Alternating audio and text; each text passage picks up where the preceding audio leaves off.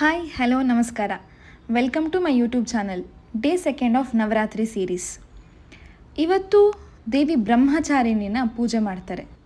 ಶಿವನನ್ನು ಪಡೆಯೋಕ್ಕೆ ಕಠಿಣ ತಪಸ್ ಮಾಡಿದ ಪಾರ್ವತಿ ಈ ರೂಪಕ್ಕೆ ಬ್ರಹ್ಮಚಾರಿಣಿ ಅಂತ ಹೆಸರು ಕರೀತಾರೆ.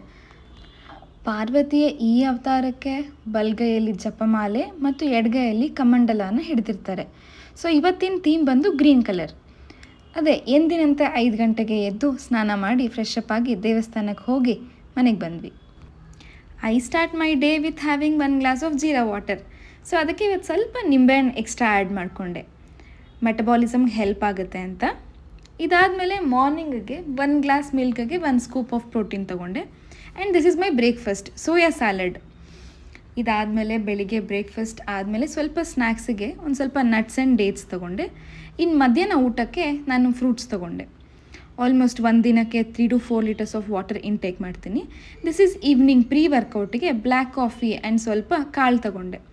So when it comes to workout, warm up ಮಾಡ್ತಿದ್ದೀನಿ, ಜಂಪಿಂಗ್ ಜಾಕ್ಸ್, ಹೈ ನೀಸ್. ಇವತ್ತಿನ ವರ್ಕೌಟ್ ಬಂದು chest and shoulder.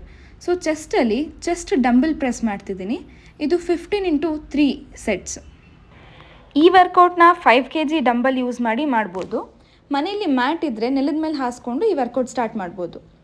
Next workout incline dumbbell fly. ಇದನ್ನು 2.5 kg ಆರ್ 5 kg ವೆಯ್ಟ್ಸಲ್ಲಿ ಮಾಡ್ಬೋದು. ನಿಮ್ಮ ಮನೇಲಿ ಬೆಂಚ್ ಏನಾದರೂ ಇಲ್ಲ ಅಂದರೆ ನೆಲದ ಮೇಲೆ ಮ್ಯಾಟ್ ಹಾಸ್ಕೊಂಡು ಸಹ ಮಾಡ್ಬೋದು.